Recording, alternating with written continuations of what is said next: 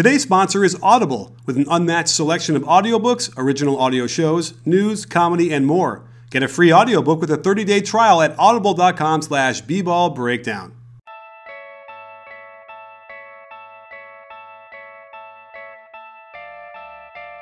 Will the Kyrie Irving trade go through? Did the Cavaliers improve enough to beat the Warriors? How screwed is Nerlens Noel? The only question left is, say it with me, you win.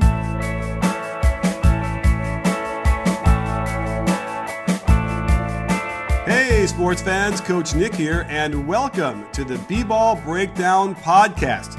We are back, we meaning me and Dave Dufour, NBA, at Dave Dufour NBA. Dave, it's been too long. I guess our beef is now over, and we've now been able to get past whatever this mythical thing that was that caused us to miss 2 weeks. Well, we had our emoji fight. That's what it was. It was a lot of eyeballs, a lot of flex, and a lot of fist. Yeah. Well, your vacation really just made it difficult to come together, and also nothing was happening. Has anything happened? Yes, so nothing was happening. My vacation, I hope you can hear it in my voice that I have a pep in my step. It was very relaxing. I've been able to, when you come back and you're driving around the city and it's dirty and you can feel the stress slowly coming back. And I haven't quite got there yet. I've been able to maintain my stress-free environment. We had our editor-in-chief, Jesse Blanchard, over for several nights staying here and having some good times. We missed you for a nice steak dinner at Taylor Steak, but we'll do that next time you're here. Which will be in a couple of days. Oh, yeah. So maybe we'll have to do that. We'll throw it together or we'll go somewhere else. But either way. So, Dave, though, I think it's time now to start talking a little bit about the NBA because we do have something to talk about. Snotty and I went through a little bit of it on Friday, but there's more to talk about. It's not over with this trade that Kyrie going to the Celtics. What is your take on this going so far? Well, so when the trade first happened, my initial reaction was, I wonder if Isaiah Thomas's hip is going to be a concern, because he didn't have surgery, and Danny Ainge at some point this summer, James and I actually talked about this, had mentioned that he may still need surgery, and I was like, okay, so is he going to pass the physical, and is the deal going to get hung up on his physical? Which, by the way, if you're the Cavs, I don't think you turn this deal down. I think that you say, I'll still take this because you have to think long term. You can't just think about one season. I mean, Jay Crowder and that Nets pick are far more valuable both this season and the next season than Isaiah Thomas is. And I mean, if he needs time to recover, you're playing the long game. You're playing for the playoffs or the finals, and then for next season in case LeBron leaves. So I still wouldn't turn this deal down. I get that they want more compensation, and that's smart. But I wouldn't, if the Celtics can take this deal back, in hindsight, they may. However, I will throw this out there. I think that came up in the negotiations, and that was one of the big reasons why they even offered the number 1 pick from the Nets, is because of that. And so I could easily see them saying, F you, we already gave you that pick. They didn't have to give them the number 1 pick, or that pick, along with Crowder and Isaiah Thomas, and Zizic and everybody else. So right. It's like, that would be my argument to why it seemed like a really lopsided deal because of that. And I don't know. I mean, who knows if that's the case or not? But if it is, then that's kind of BS in the Cavaliers for turning this into another negotiation ploy. Unless the hip injury is much worse than they were told by the Celtics, and so you get into this real gray area. I mean, and this is where unless you're in the room, we don't know what's happening. Right. We're relying on Woj and we're relying on whoever else is breaking news. And so we're kind of getting these things second or third hand, and so we don't even know if that was part of the negotiation. I mean, I was impressed that Kobe Altman, who wasn't even an assistant GM last year, got such a great deal from the Celtics, especially since Danny Ainge has been fantastic at hoarding assets and keeping them and still somehow getting good players. And so it was a great trade for Cleveland, but it also wasn't a terrible trade for Boston. They get their point guard for the next 7 years, right? So that's not a bad thing to get Kyrie Irving. I mean, he's a good player, and he's going to be really great with Brad Stevens. So it's not the worst thing in the world. I still think they overpaid, but it's not like like I give Cleveland an A, and I think I give Boston a C. It would be an F if they didn't get Kyrie Irving. Does that make sense? Yes, I agree. I mean, I think there's value in both sides. That's why I felt like when I did the video, when I was comparing, I'm like, you know what? I know the Celtics gave up a lot, and people want to say that that's a real problem for them. But man, when you compare, listen, Isaiah Thomas had one of the all-time great offensive seasons, for a guard, really, like efficient-wise and the way he did it. But I don't know. When I'm looking at the Celtics offense and picturing Kyrie in it, I think he's going to be even better, if he can buy in and accept what he did. Now, Isaiah had the same kind of buy-in, needed to do that as well, and they were able to do that. And so it seems like Brad Stevens will be able to explain to him and show him. But coming off of those handoffs and moving out the ball and like, oh my goodness, I think that might actually end up making this thing much more balanced than people want to say. So, having had hip surgery at a young age, at 37, I know it's not 29. It's a really bad road to go down, and I don't know if you ever completely. It's not like you get a tendon fix in your knee and then you rehab and you're stronger than you ever were. I worry about that the hip surgery recovery. I can't even think of anyone else who's had it and actually continue to play. Yeah, well, I may be letting you know how that goes shortly. I've got a hip thing myself, and let me tell you, just walking is uncomfortable. When I try to run, it's super uncomfortable. And this is relatively new. So obviously Isaiah Thomas has got, world-class trainers around him and stuff like that. But if the Cavs are concerned about the hip, it's a definite issue. He's going to have trouble playing. I mean, he had to sit out playoff games last year. This is not like a regular, like, it's not like an ankle sprain or something like that. Like, this is what could be a career-threatening injury, especially since he's already small, right? Like, he's small as it is. He can't afford to lose any athleticism. Losing a step at 29, it's a difference between being a productive player and maybe not because he's not healthy. Yeah, and I'm looking at the injury, the original injury against the Cavs in May that kind of re-aggravated it. It's like it wasn't anything really. So that's a little bit concerning that it became such a big thing for him.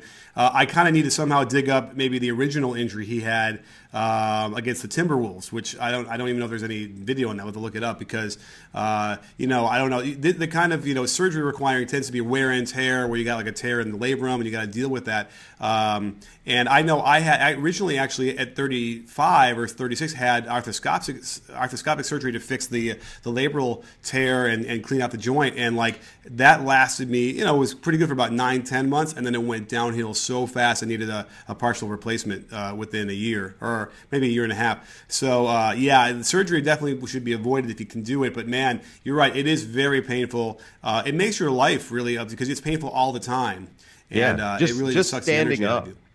Just standing up from a seated position, it's uncomfortable. And so, again, like by what we've seen, Isaiah Thomas is a tough dude. Got his tooth knocked out, stuck it back in tragedy there. He played through. I mean, the guy is tough. So so if anyone can get through it, it'd be him. But like, there's also physical limitations to the human body, and so I think what we're seeing is what they want a second round pick, right? Oh, I don't know. I thought I saw that they were going to say, I want a second round pick, and then I also think I saw that the Celtics were like, no, they're not like, don't plan on us giving you anything more than what we gave you. Right, and I wouldn't be shocked if the Cavs are asking for Boston's #1 pick next year, which would give them the Nets pick next year and like a late, mid to late 20s. Basically a second round. Well, almost a second rounder. Almost a second rounder. Yeah. But late first round. I mean, there's a lot of good guys in that range. So if you're Cleveland and you're looking at a potential rebuild, it's another asset to trade. And I mean, same as second rounder. So, I understand. Again, I understand if Cleveland wants more compensation, but I wouldn't press my luck because I would want to keep the existing trade, even with Isaiah Thomas, say, being unavailable for the first 4 months of the season. Yeah. Well, let's look at it from the Cavaliers' perspective for a second, because let's just pretend that he's healthy or that he gets healthy at some point relatively soon, and now they have Jay Crowder and they had the pick. Did the Cavaliers get better, and then did they get better enough? So I think they got better. Let's say if Isaiah Thomas is healthy, I think that he and Kyrie, their seasons last year were very similar, extremely similar. But you get Jay Crowder, who is exactly the kind of guy that the Cavs needed. They don't have any wing defenders. He can still hit spot up threes. He can play some minutes at the 4. You don't have to worry about him switching 1 through 4, right? Like, he's not going to die on a switch. And I think that Jay Crowder brings a toughness defensively that they just didn't have from anyone last year.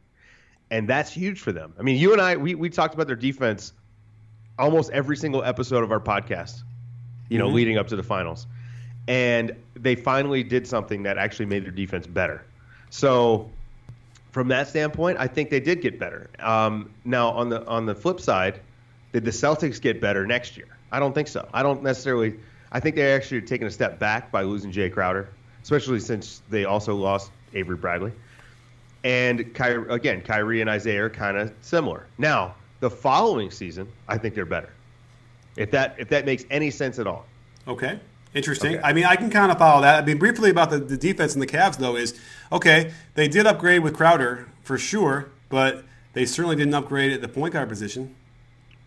No, absolutely not. I mean, the ceiling for the point guard position definitely is lower, but it's not like Kyrie was this, he was no Marcus Smart out there on defense. Right. I mean, it would be worth looking at because, to mitigate against the Warriors, for instance, you better have Kyrie was able to score himself. And so the question now is, like, how does Isaiah do against, Curry?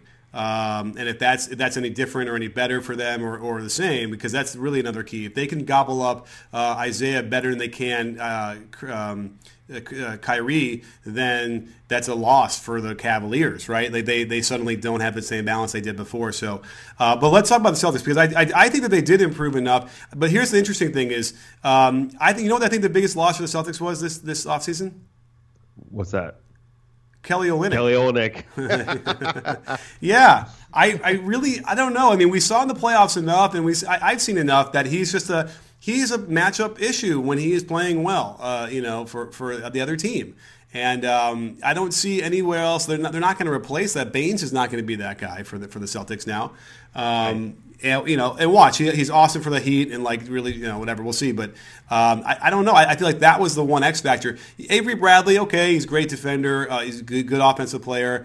They could probably get Rozier to develop and sort of cover that. And they got Kyrie and Hayward for sure to cover that anyway. But man, they don't have another Olynyk. No, well, you and I we're pro consistency in your organization, right? Like, continuity is important. The more guys play together, usually the better off your team is. Yeah. This is why the Spurs have had, they've got that corporate knowledge, so to speak. Even though there aren't many guys left from their last championship, there are a couple, but they've been pretty consistent with their teams throughout the years, and I think that stuff's important. Boston's only bringing back 4 players from last year. And I think that's tough, man, especially with a coach like Stevens where, it's not just stand around and watch. The Cavs are an easier system to fit someone into because most guys are standing around watching and just waiting to shoot. Boston, you kind of need to know what's happening, and I think that stuff takes a while. I expect them to struggle a little bit in the first 3 months. I think it's going to take them a little bit to figure it out. They may still win games just because of all the talent they have, but it's not going to be this smooth transition like the Warriors, right? Yeah, I agree. I mean, you can argue that at least Hayward played for Stevens before and is probably somewhat familiar, even though I doubt much of the stuff is the same now as it was then. But there's something there. There's at least there's a relationship at least. So yeah. But you're right. I mean, that is the biggest issue where I would think it would be unprecedented to see a team go deep in the playoffs having that much turnover. And it could happen, but it definitely seems unlikely. Right. You know what else isn't unlikely, though? What is that? If you get Audible and listen to audiobooks, it is a great way to catch up on everything you're doing on the summer because, I don't know. Have you ever tried Audible? Yeah, actually, I love Audible. I listen to a lot of audiobooks. You and I we were just talking about this. I'm planning my big van trip going up to Canada. I'll be doing 5,000 miles in 3 weeks. And, I listen to podcasts, of course, but when I'm on these trips, I like to listen to books. And so my Audible subscription gets worn out when I'm on these big road trips, and I try to, in 5,000 miles, 90 hours or so of driving, I'll probably chew through 3 or 4 books, and I love it. Maybe I'll listen to the Lord of the Rings audiobook since you just recommended it to me. Oh, yeah, absolutely. I mean, and if you guys are listening, go to audible.com/bballbreakdown. You can get a free audiobook with a 30-day trial by heading over to that URL and checking it out. I was listening to the Cavaliers book with David McMenamin and Windhorst, and it's really insightful, and it gives us a lot of insight into the dynamics of the team, which we can talk about in a second about, Kyrie and why he wanted to leave. I listened to David Byrne from Talking Heads, which is a really great one on the way to Vegas and back. Yes, it is a really great product, and you definitely should download it. Audible.com/bballbreakdown will get you a free audiobook with a 30-day trial. So without question, definitely check that out. And let's talk about that for a second about Kyrie, because I had this sort of notion. Did you listen to KD on the Simmons podcast? I did. So there was it's brief, but there's a second there. And on the McMenamin podcast I did last week or whatever it was, 2 weeks ago, we were talking, in the middle of the conversation, I had this notion of there's some similarities between Kyrie wanting a trade and then KD wanting to leave. Now, right. Part of it would be just me shitting on Russ and shitting on LeBron and saying I can see why people want to leave them. But you heard KD talk about the word structure. Right. What do you think he was talking about when he said structure, as if he felt like maybe Kyrie was looking for more structure, or maybe the KD himself was looking for more structure?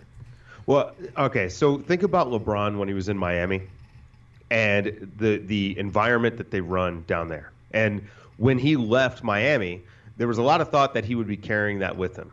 But it seemed like it was more that he was trying to escape that situation and go to a place where he had a little bit more control. And we're all about player empowerment here, right? I mean, we both agree with this. These guys are the product. They should be in control of their careers and their lives and all these things, but it does trigger situations like the one with Kyrie, right? Like there was allegedly a lot of resentment between Kyrie and LeBron, or at least from Kyrie toward LeBron. When Kyrie signed his contract extension, the idea was he was going to be the number one guy. And that doesn't – I don't know if he cares as much about on the court, but off the court, that stuff matters. And now LeBron comes. LeBron has his guys. They're coming on the team plane. Kyrie's guys aren't coming on the team plane. LeBron kind of dictates just about everything. The entire schedule revolves around LeBron. When are we practicing? What sets are we running? You know what I mean? Everything in the organization revolves around LeBron. And if you consider yourself a star player, as Kyrie does, then I can understand how that could get old pretty quickly. We've talked quite a bit about the difference between being a star and being a superstar player, right? Like Kyrie is clearly a popular player among people in the league and also fans. I mean, he's got a number 2 selling shoe. He's got a top 5 selling jersey. And that's huge for your ego, especially. If you're not treated that way within your organization, then yeah, I can understand him being a little bit upset. I don't believe the reports that he went dazed without talking to teammates. See, I just don't. Anything I've heard about Kyrie Irving just doesn't lead me to think that's true. That sounds like some, kick the guy on the way out, sort of like the Isaiah Thomas stuff, where that those reports came out. Okay, I mean, listen, we got it from a pretty reliable source, and so he wouldn't just report it without backing that up or checking it. But okay, maybe, he could have been sulking. He could have just been focused, and that's his way of being like, hey, don't, it's like when a pitcher is throwing a no-hitter and no one talks to him. I mean, maybe that's what he was doing. Who knows? But getting back to the specific notion of structure, to me meant, especially for a point guard, I have to sense that there was some issue on the court with LeBron controlling so much like the offensive play calls, where, right. And other players might not bother them that much if they were a shooting guard or a center or whatever, right? But if it's the point guard of all places, right, that just seemed to me one thing where he was like, and so that notion of structure to me almost felt like they needed a coach who wanted to have more about team concept or team concept. The shots that Kyrie makes are very, very difficult. They're very exciting. They're very difficult. And I think that it was the same with KD. And they both recognize a world out there, which is why when you saw Kyrie's requests for teams, they were teams that mostly had like good motion and sharing of the ball, and not not 35% usage rates for their star players.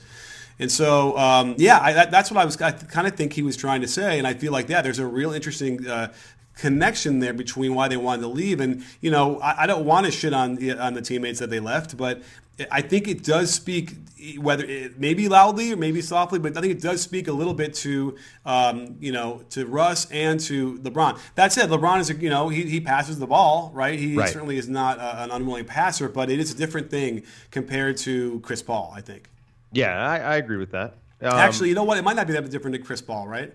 Yeah, because Chris Paul is going to pound the leather out of the ball. Now, he is eventually giving the ball up. And actually, they're kind of the same guy a little bit, I think. Who? Chris Paul and LeBron. Like in the abstract. They're both going to handle the ball quite a bit, and then they're going to make one pass. That's Russell Westbrook also. Weird.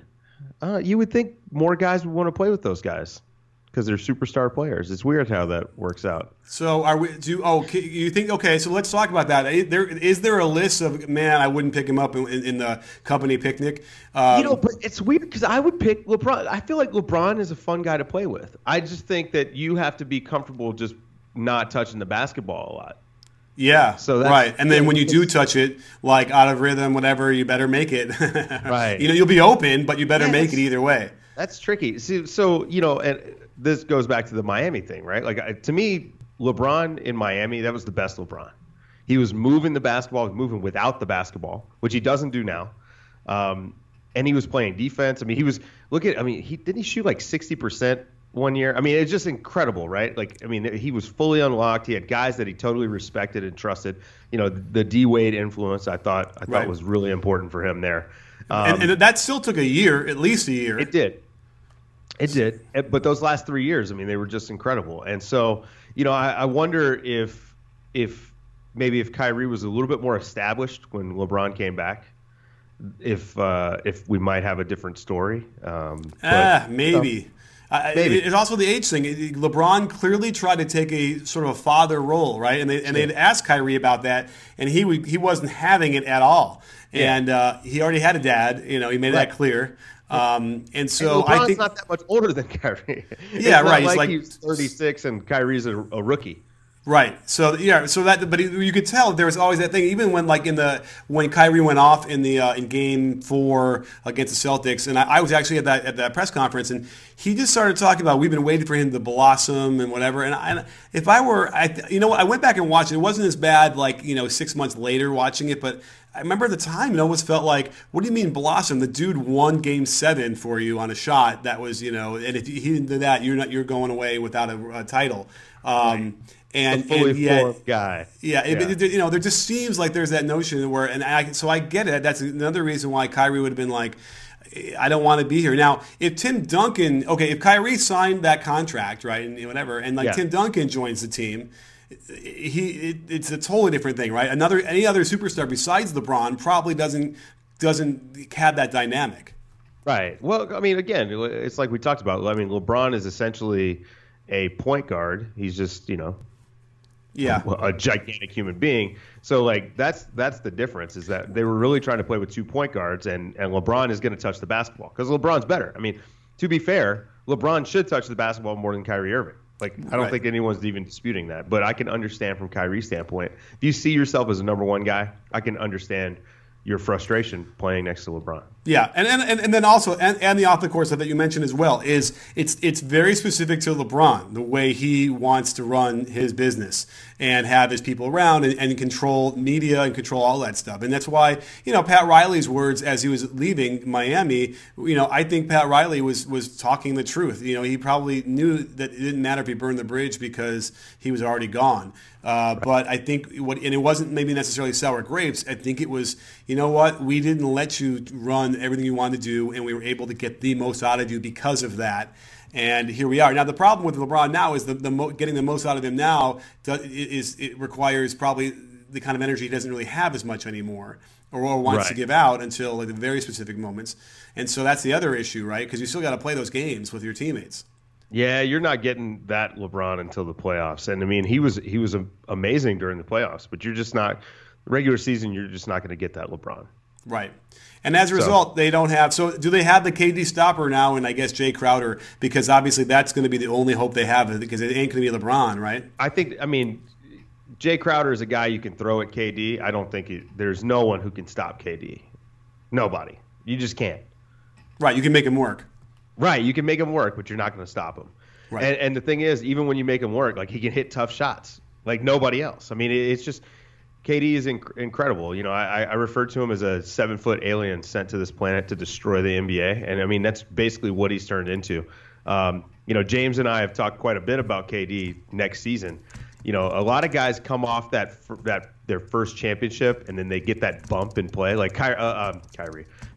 Steph Curry did that. You know, they won the title.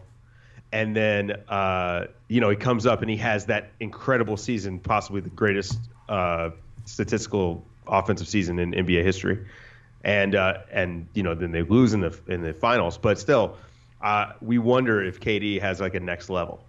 So the other big thing that's happened is that Nerlens Noel signed his qualifying offer. Right. And that, man, you want to talk about worst of both worlds. I mean, it's bad for him and it's bad for Dallas, and you just have to wonder like what's going on with that relationship. Yeah, or you have to wonder. Well, I mean, we don't have to wonder that much as far as why he wasn't able to sign a better contract. It's primarily because of last year's offseason, right? And then with no cap smoothing, now Nerlens Noel is the poster child for why, in earnest, the owners told them this would be better for everybody if you did it. And I don't think they know. The players simply didn't trust him, didn't believe him, got bad information, whatever you want to call it. And it's really too bad because, you know, and he's not the only one, but I think, yeah, he's got to be the top of the list of the guys who should have made $17 million a year. Even though he might not have even earned it, right? I don't know if he's earned it yet, but, you know, there's potential certainly. And now he's going to make, what, 4? Yeah, he signed a qualifying offer for $4.1 million. You know, it's indicative of how restricted free agency has kind of changed in the last few years. Mm-hmm. Now that the Nets don't have all this excess money to throw at guys, you know, because they got Allen Crabbe, it's a different world for restricted free agents. I mean, what's his name? Plumlee. Mason Plumlee is still sitting out there, and you know, I don't know if Denver has rescinded their qualifying offer on him yet, but I wouldn't be shocked if they did, because I don't know if they want him or need him. But yeah, restricted free agency has just totally changed. We saw it a couple years ago with it's kind of started with like Nikola Pekovic, where he sat out there until mid-August and then finally re-signed at a bit of a discount.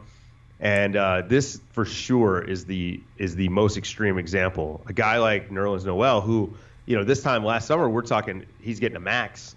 You know, that's why he was dealt. He's getting a max, and he's a perfect fit in Dallas next to Dennis Smith Jr. and with Dirk. Oh yeah. So from a fit standpoint, it makes sense, but it just seemed like they couldn't work out a deal that was amenable to everyone. And you know, I feel bad for him because he's betting on a market that probably isn't going to be there next summer. I know. This is the problem, right? This is going to hurt him, hurt all these free agents for at least another summer, right? Yep. I would imagine like maybe a solid 3 summers. And by the way, this is sort of like, is Kevin Durant a snake, and will he always be remembered a snake? It was just a confluence of events. It never would happen to any other summer for the history of the NBA, except for that one moment where he lost and the Warriors lost, and they had all that cap space and they could make it work. Really quickly, I was arguing on Twitter about this. I feel like Americans' memories are very short. I feel like in 5, 6, 7 years, people are going to forget about those circumstances and just sort of point to how great he is, and he's probably going to have several championships under his belt. Don't you? Yeah, absolutely. Okay. Absolutely. Okay, there will be a very small group who will never forget the Thunder fans, right? Right. Yeah, but I don't know, man. Like, it's weird to me when people who pay attention to the league hold that kind of stuff against guys. I don't know. We've talked about this quite a bit. Like, I would never knock, Eric Schmidt for leaving Google and going to Apple. Like, nobody would. And so I don't understand why you would knock Kevin Durant, especially since it was an upgrade in in every single way. You know, like normally you're rooting for people to do better at their job and, you know, like get advanced and, you know, like he won a championship. Come on, man. Like let the guy do his thing. But mostly I think it's just OKC people. And I like how KD was like, well, Simmons asked him if he was still friends with Russ.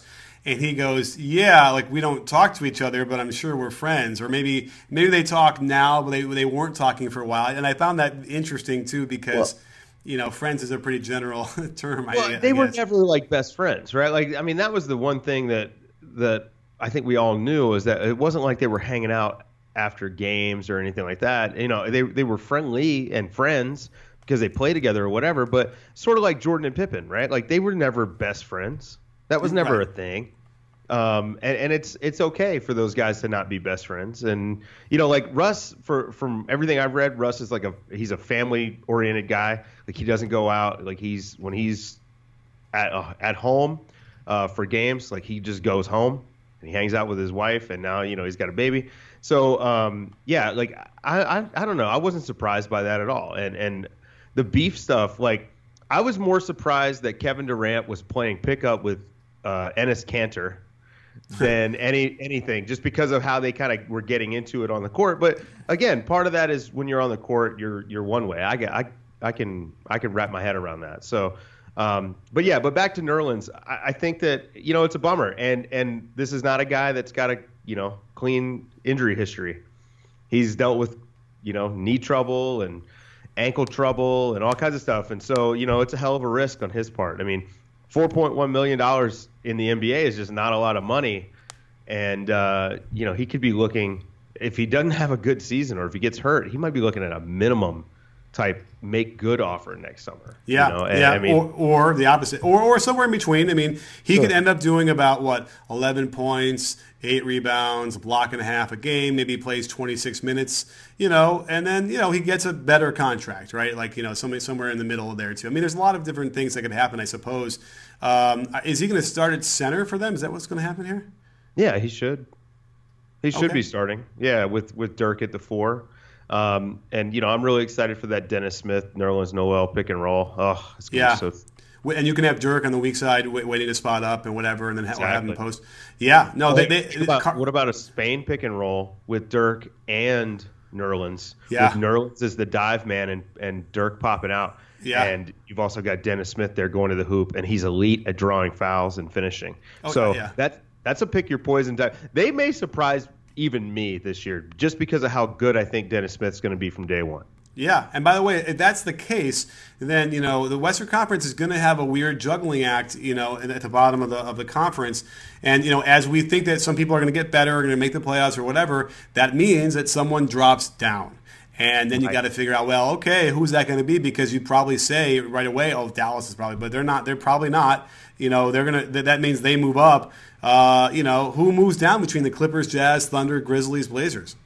I think the Clippers and Jazz are probably going to both take a step back this year. I don't know. This is going to be something interesting when we do our prediction and preview show. Like, this is going to be an interesting thing to talk about because I'm not as high on Minnesota as anybody else. Like, I think Jimmy Butler is fantastic, but they don't have any shooters around him. So I don't know. I think Minnesota is in that 6, 7, 8 range, not that 3, 4, 5 range like a lot of people. So yeah. I think that's the more interesting topic. I don't think Dallas is going to make the playoffs, but I think that they're going to do better than people expect. Right. Well, I mean, look at it this way. You know, the 5th seed or the 6th seed won 47 games. Minnesota won 31. So is Jimmy Butler going to represent 16 games of an increase? You know, right? And you know, I don't know. And then Jeff Teague, right? Yeah, they're going to have to defend. That was their biggest problem last year. Is, you know, Karl Anthony Towns and Andrew Wiggins just are not good at defense. Right. And can Jimmy Butler and Taj Gibson sort of come in there and change the culture a little bit and get these guys to defend? I mean, Jeff Teague he's not quite a turnstile, but he's not Ricky Rubio on defense. Right. So yeah, it's going to be. I don't know. Jeff Teague he might not be a turnstile, but maybe he's like a revolving door. I don't know. He's somewhere between. I don't know. He's not great either, but they're definitely 10 games better, right? Yeah, I would think they're at least a 500 team, and of course, you know, in any season you can get a swing, right? Like, right. Portland is a 500 team, or they were a 500 team that won 50 games 2 years ago. Right? Yes, but they now have Nurkic for the whole season. Yeah, they're going to save their season. Yeah, they're going to be interesting. Yeah, and so I'm telling you, someone's going to surprise the shit out of us in the down way, like who's not going to win. Right. It could be the Clippers. So I am so intrigued by the Clippers, the Jazz too. It's like this is the Western Conference it's never been harder than now. No, I feel man. like. No, it's boring because we already know the Warriors are going to win the title. So why even play the season, right? I hate that freaking argument, man. Like, no, this stuff is fun. It's awesome. Like, yes, we know that we go into every season knowing like 3 or 4 teams have a shot at the title realistically, and that's it. It doesn't make like I'm very interested. How is Donovan Mitchell going to, how long is it going to take him to supplant Ricky Rubio as a starter? Wow. Right? You know what I mean? Like, is that going to happen? Maybe. How are they going to figure out the Ricky Rubio, Rudy Gobert pick and roll? Right. They'll just keep backing up. Yeah. So. Yeah, you're right. That is an interesting thing. But hey, Rodney Hood, mama, that's my mantra. So 25 points a game, right? Yeah, right. Well, that's what your prediction was, right? He's at least 20. Oh yeah, he'll do the Harrison Barnes. Right. Right. Yep. The usage will go up, and he'll get more points. And by the way, that's the other thing about Dallas is Harrison Barnes should also improve with Dennis Smith out there running the show. I mean, absolutely. That should do something to him. And then you have Seth Curry, who can play off ball a little bit more. They could find ways to get him in that Patty Mills role. Yeah. Oh my God! You just talked me into the Dallas Mavericks making the semifinals. They're gonna be fun, man. Like, again, they may not be great, they may not make the playoffs, but they're gonna be a tough team to play, and they're gonna be fun to watch. I mean, Dennis Smith, I'm just so high on Dennis Smith. I just think that, like, in case everyone hasn't known this for the last 4 months, I think that he is gonna be the best player out of this draft class, and I think that Dallas got a steal at number 9, and he's perfect for their system. I just think he's perfect. And Carlisle's probably going to love him because that guy's a dog. Like, he wants to go out there and win every game. Like, there's no coasting on his part. Yeah. Pick up, practice, all that. And that's the kind of guys that Carlisle loves. So he should get minutes. You're just depressing the Bulls fans more and more now as they realize they passed up Dennis Smith, and they also, compared to the Kyrie deal, if it ends up going through, what they got for Butler, right? Like, it seems kind of not a good enough deal. Terrible. So, Terrible. Yeah. I was actually talking to a Bulls fan about this last night. Well, it was nice knowing you, Garpax. Yeah, right. Those guys are bulletproof, man. They're not losing their job. I guess so. They'll fire Hoiberg, and then firing the coach is always the first salvo, right? Yeah, I guess we'll see. Well, I can't fire you from this podcast because it's too good. And I can't thank you enough for coming on again and getting us back into the swing of things. I don't think there was any rust, do you? No, not at all. I think we were ready to roll. Yeah, so I know it's an interesting midday recording, so on a Sunday, so we were a little bit more chipper perhaps. And so, again, great stuff. Don't forget to check out audible.com/bballbreakdown. And I don't think I have to really spell it for everybody, right? They all know how to spell b-ball breakdown, right? I would hope so. Yes, two B's. We've got a highly educated audience. Yes, 2 B's, 2 L's, and yeah. Yeah, hey, and don't forget to check out my podcast on the NBA with Dave DeFore and subscribe to it and all that jazz. And then don't forget to go on iTunes and leave a review for this podcast. Oh, yeah, that would be nice. And then, and by the way, so as Jesse Blanchard was in town, we had a really great creative meeting this morning about what we want to do with the website. And we have a really cool idea we're going to develop here, which will be, I'll just throw it out here, why not, right? We are going to get specific writers to cover like specific teams and write at least one article a week on them and package that together where you can actually, for sort of a pay-per-view thing, for a couple dollars a month or whatever it's going to be, you can get your 8 articles a month and probably a couple podcasts at least as well as a bundle for the Cavaliers or the Warriors. So I think that'll be a really interesting idea to really follow along and just sort of focus on one team and have like that a focus concentration where you can get your straight news and analysis that way. So I'm excited about it. Yeah, absolutely. I mean, I guess I'll probably have to subscribe to all 30. Yeah, well, we're only going to do it like 3 teams. We're going to try and roll it out slow. Okay, we can't find, we're not SB Nation yet. So at any rate, but then again, we pay our writers.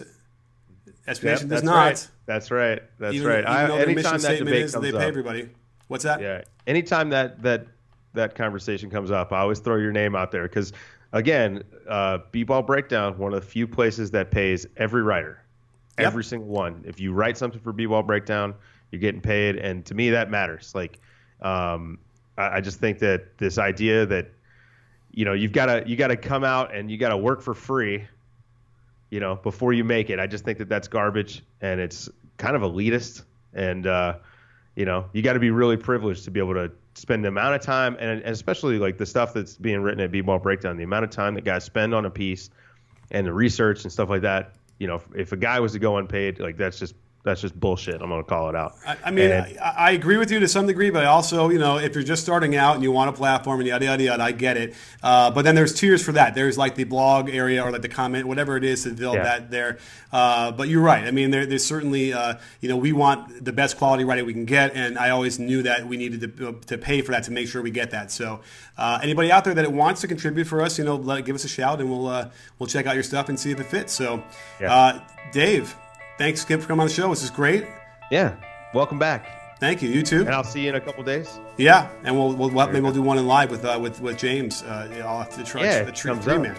All right. Well, don't forget, sports fans, at B-Ball Breakdown, we're not a channel. We're a conversation. You win? Are you in, Dave? Yes, I am. I almost forgot your name.